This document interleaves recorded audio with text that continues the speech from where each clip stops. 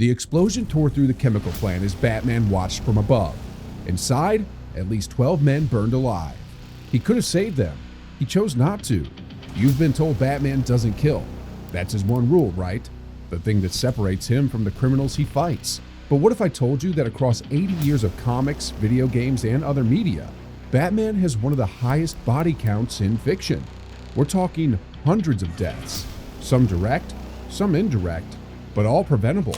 Today, we're diving deep into the dark history of Batman's kills, from his original Golden Age incarnation as a gun-wielding executioner to his modern moral code that's more flexible than you think.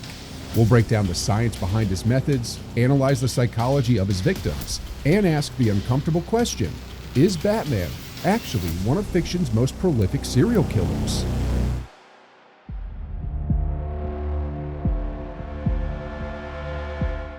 Let's start where it all began. Detective Comics number 27, May 1939. Batman's very first appearance. Most people remember this iconic scene where he swoops down to save the night. What they forget is what happens next. Batman grabs criminal Alfred Stryker and throws him into a vat of acid. The man dissolves alive while Batman watches without emotion. This wasn't an accident or a moment of rage. This was a calculated execution. Batman number 1, published just months later, takes it even further. Batman hangs a mental patient named the Monster from the Batplane's landing gear, letting him fall to his death. In the same issue, he mows down criminals with machine guns mounted on the Batplane. We're not talking about rubber bullets or tranquilizer darts. These are full metal jacket rounds designed to kill. The science here is brutal.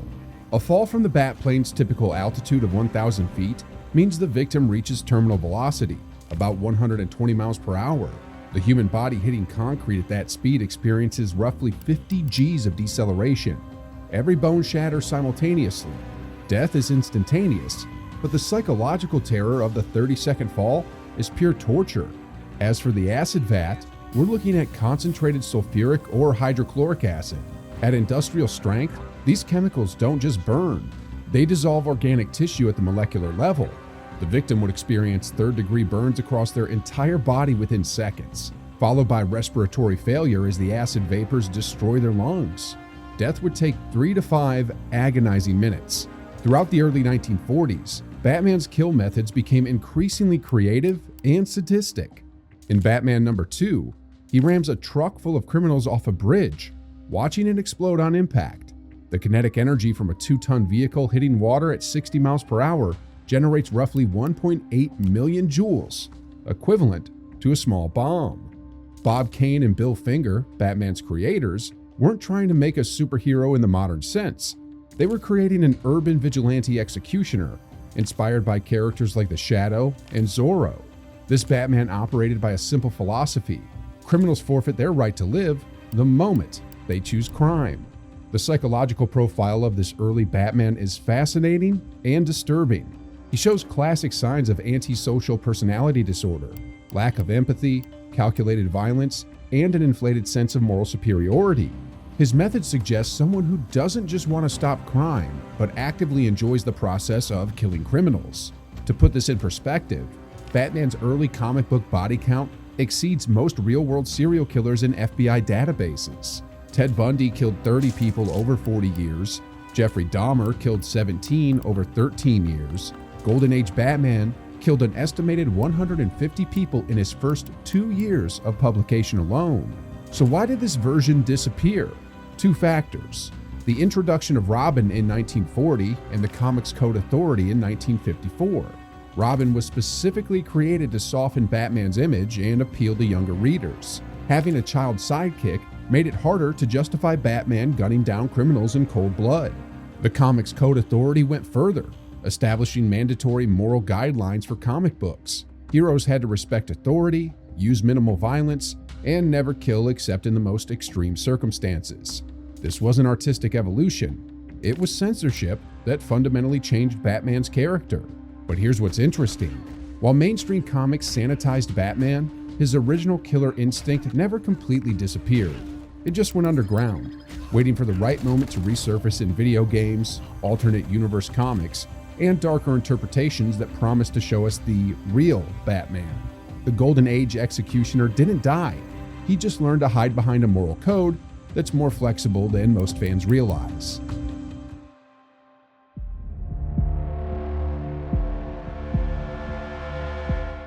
While comic books wrestled with moral codes and censorship, video games gave Batman a new playground for violence, one where developers could hide kills behind the word unconscious while showing bodies that clearly weren't breathing.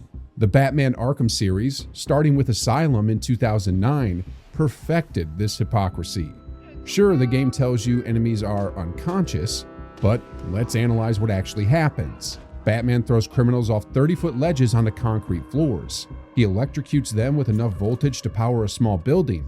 He detonates explosive gel next to their heads. The science doesn't lie. A 30-foot fall generates impact forces of roughly 15 Gs, enough to cause severe brain trauma and internal bleeding. The human skull can withstand about 230 pounds of force before fracturing. Batman's standard punch, delivered by a 200-pound tin man in armored gauntlets, generates approximately 400 pounds of force per square inch. That's not a knockout. That's a skull fracture with probable brain hemorrhaging. But Arkham Knight took things to a whole new level with the Batmobile's riot control mode. The game claims the vehicle uses electrical charges to subdue criminals, but the physics tell a different story. We're watching a 5-ton armored tank moving at 40 miles per hour ram directly into human bodies. The kinetic energy from that impact is equivalent to being hit by a freight train. The human ribcage can withstand about 3,300 newtons of force before complete structural failure. The Batmobile generates over 50,000 newtons of impact.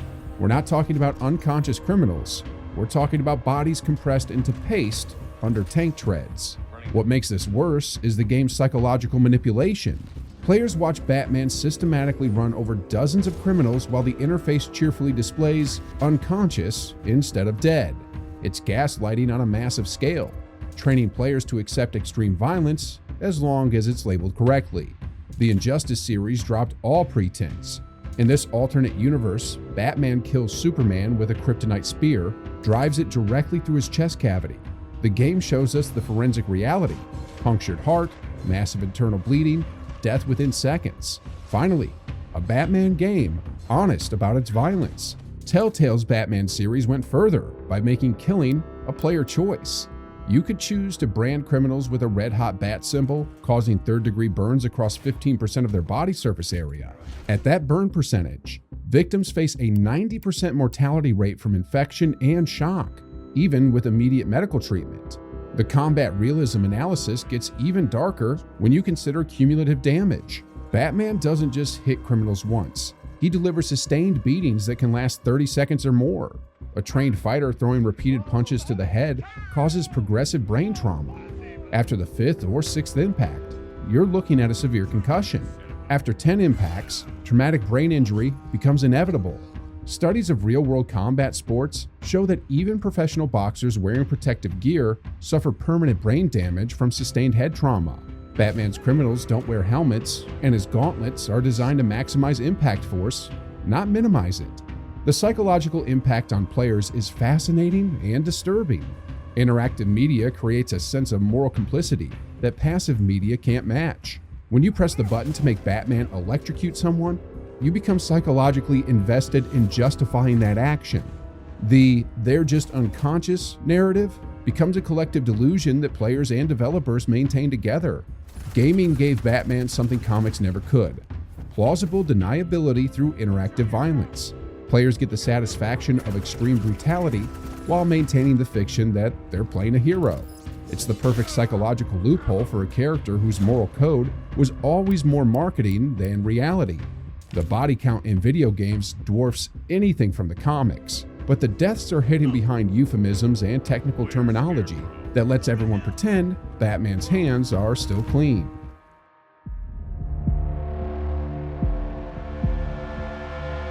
Here's where Batman's moral code gets really twisted. He doesn't pull triggers anymore, but he's perfected something arguably worse: calculated abandonment. The philosophy is simple: I don't have to save you. This concept reached its peak in Batman Begins when Bruce Wayne chooses not to save Ra's al Ghul from a crashing train. But the comics took this idea and ran with it for decades. Batman routinely leaves criminals in burning buildings, sinking ships, and exploding facilities. Technically, he didn't kill them, he just chose not to prevent their deaths. The science behind these scenarios is particularly grim. Take smoke inhalation, Batman's favorite indirect method. When trapped in a burning building, victims don't usually die from flames. They die from toxic gases. Carbon monoxide bonds to hemoglobin 200 times more readily than oxygen, causing cellular suffocation. At 1,600 parts per million, unconsciousness occurs within 2 minutes. Death follows in less than 3. Batman knows these numbers. He studied forensic science extensively.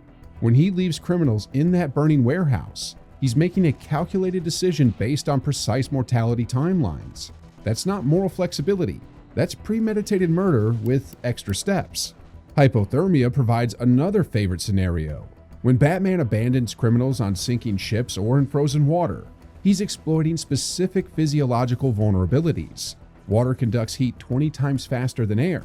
In 40-degree water, core body temperature drops 1 degree every 15 minutes. After 90 minutes, cardiac arrest becomes inevitable. The psychological evaluation reveals something disturbing about this indirect approach. Studies show that people experience less moral guilt when they cause harm through inaction rather than action. It's called the action-inaction bias, and Batman exploits it masterfully. By framing kills as failures to save, he maintains psychological distance from the consequences. But legally, this distinction is meaningless. Criminal negligence laws specifically address situations where someone with the ability to prevent death chooses not to act. If Batman existed in the real world, every abandoned criminal would represent a separate count of criminally negligent homicide. We're talking about hundreds of felony charges across his career. The Ra's al Ghul deaths across multiple storylines provide perfect case studies. In each encounter, Batman creates situations where Ra's faces mortal danger, then withdraws at the crucial moment. He's not fighting an enemy, he's orchestrating elaborate suicide scenarios while maintaining plausible deniability. The moral distinction between killing and letting die becomes even murkier when you consider Batman's resources. He has advanced medical training, cutting-edge rescue equipment, and superhuman physical capabilities. When he chooses not to use these abilities, that choice becomes the direct cause of death. Real-world emergency responders face similar ethical dilemmas, but they're bound by duty to rescue laws and professional codes of conduct. Batman operates outside these constraints, making life and death decisions based purely on his personal moral calculations. That's not heroism. That's playing God with human lives. The explosion survival rate Batman relies on are particularly telling. He knows that anyone within 50 feet of a detonating building faces a 90% mortality rate from blast pressure and debris. When he triggers explosions and then fails to evacuate criminals in time, he's weaponizing physics itself. What makes this philosophy especially insidious is how it's presented to readers. Comics frame these scenarios as moral victories, Batman maintaining his principle while evil destroys itself. But the reality is calculated homicide disguised as ethical consistency. The indirect kill philosophy represents Batman at his most psychologically sophisticated and morally bankrupt. He's found a way to maintain his body count while preserving the fiction of his moral code.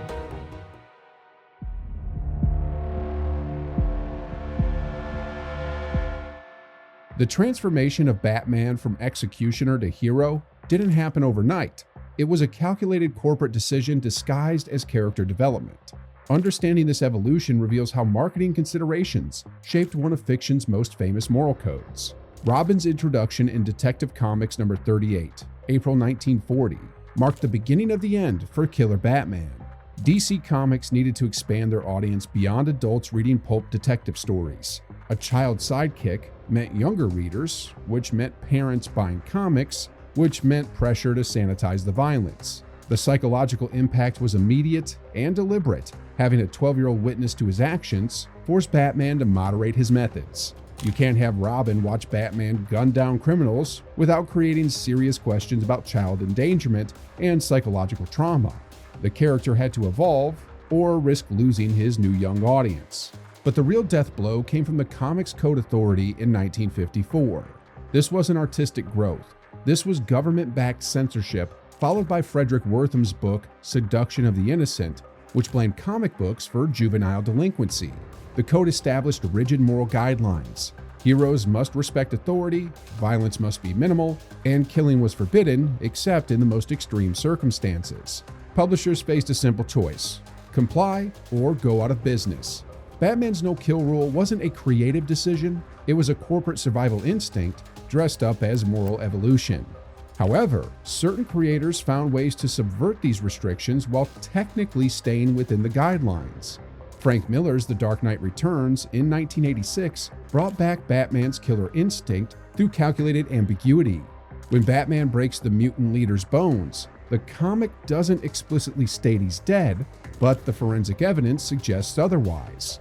Multiple spinal fractures, severe internal bleeding, and traumatic brain injury create mortality rates exceeding 80%. Scott Snyder's Court of Owls storyline took a more psychological approach. Batman doesn't directly kill the Talons, but his psychological warfare drives them to self-destruct. He exploits their mental conditioning, triggering behavioral patterns that lead to their deaths. It's murder by proximity through advanced psychological manipulation. The scientific psychology behind trauma response explains how Batman's moral code can be so flexible under extreme stress. Studies show that individuals with high-functioning antisocial traits often develop elaborate moral frameworks to justify their actions. These frameworks appear rigid on the surface but contain hidden loopholes that activate during crisis situations. Real vigilante psychology provides disturbing parallels. The Stanford prison experiment demonstrated how quickly ordinary people adopt extreme behaviors when given authority over others. Batman represents the ultimate expression of this phenomenon. Unlimited resources, no oversight, and a moral framework that justifies increasingly extreme actions. The moral inconsistency becomes most apparent in Batman's treatment of the Joker versus lesser criminals.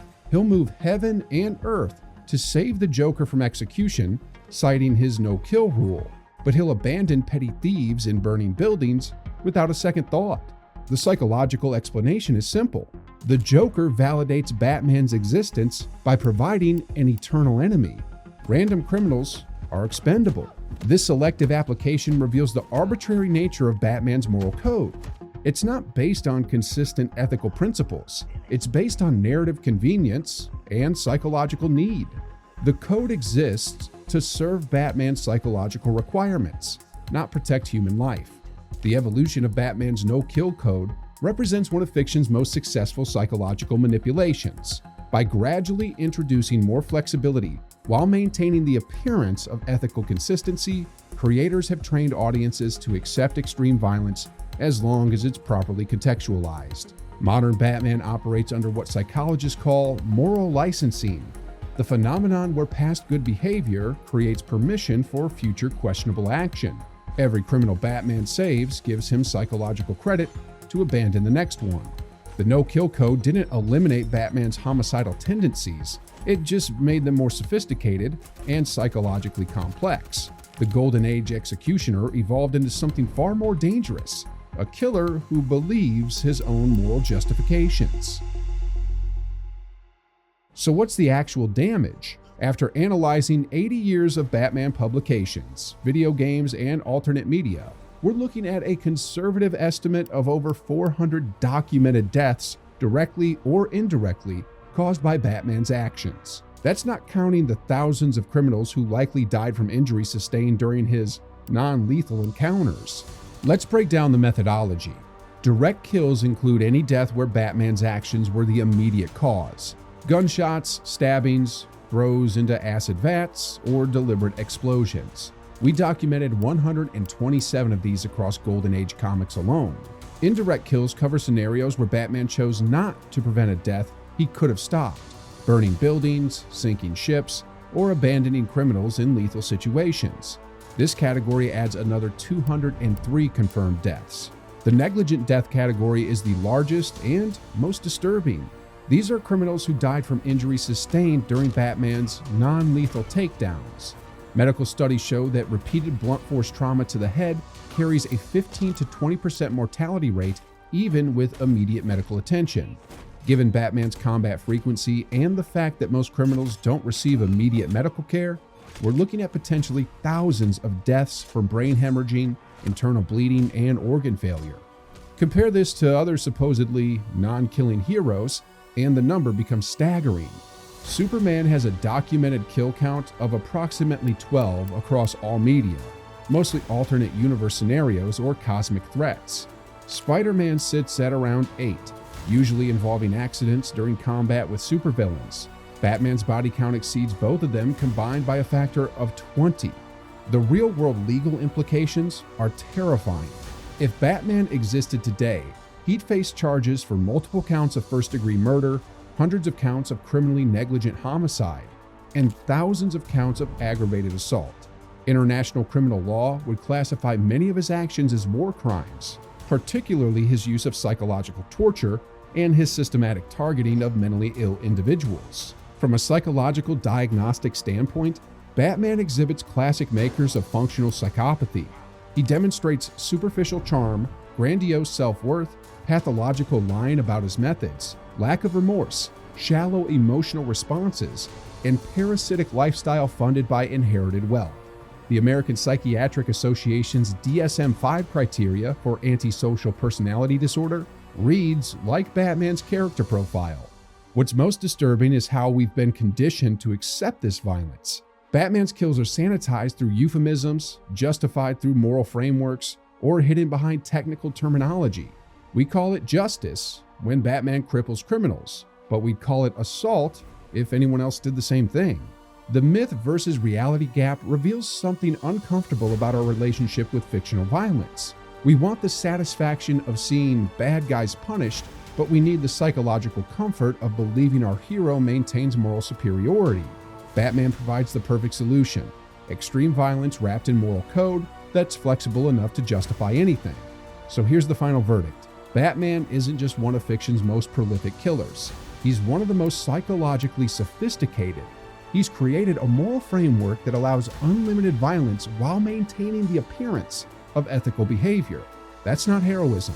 That's the methodology of a highly intelligent serial killer who's convinced the world he's the good guy. The Dark Knight's greatest victory isn't saving Gotham. It's convincing us that his body count doesn't matter as long as he feels bad about it afterward.